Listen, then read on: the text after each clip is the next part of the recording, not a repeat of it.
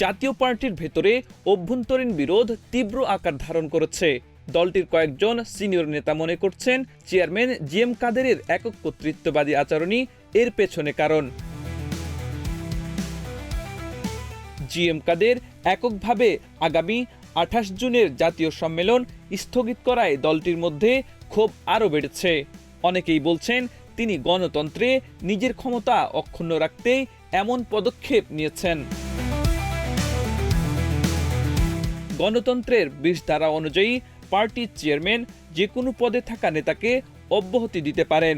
Senior নেতারা এই ধারা বাতিলের দাবি জানিয়েছেন এবং দলের নেতৃত্ব নির্বাচনে গণতান্ত্রিক পদ্ধতির কথা বলেছেন।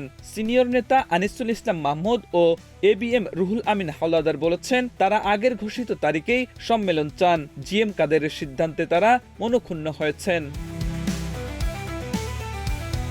চেয়ারম্যানের একক সিদ্ধান্তকেই দলের বর্তমান সংকটের কারণ হিসেবে মনে করছেন দলটির মহাসচিব। তিনি জানান কাদের সম্মত না হলে তিনি মহাসচিব পদে থাকতে চান না। জিএম কাদেরের ঘনিষ্ঠ প্রেসিডিয়াম সদস্য শামীম হায়দার পাটোয়ারি বলেন চেয়ারম্যানকে বাদ দিয়ে সম্মেলন অবৈধ, রাস্তায় কাউন্সিল হয় না, ভুল বুঝাবুঝি হয়েছে, দল ভাঙ্গার কোনো সুযোগ নেই।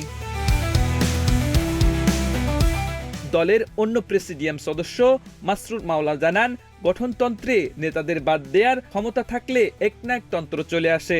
এখন প্রয়োজন ঐক্য এবং চেয়ারম্যানের সহযোগিতায় গণতান্ত্রিক সংস্কার। বিশ্লেষকরা মনে করছেন এই পরিস্থিতিতে সম্মেলন অনুষ্ঠিত হলে নেতৃত্ব নিয়ে প্রতিযোগিতা তৈরি হবে। আনিসুল ইসলাম মাহমুদ ও রুহুল আমিন হাওলাদার দুজনেই চেয়ারম্যান কিংবা মহাসচিব পদে প্রার্থী হতে পারেন। জাতীয় পার্টির নেতৃত্ব সংক্রান্ত সংকটের সমাধান নির্ভর করবে জিএম কাদের কতটা নমনীয় হন তার ওপর। সম্মেলনের আগে যদি গঠনতন্ত্র সংস্কার ও নেতৃত্ব অংশগ্রহণমূলক পদ্ধতি নিশ্চিত না হয় তবে দলটি আরেকবার ভাঙনের মুখে পড়তে পারে। আব্দুল হাকিম, প্রজন্ম 24।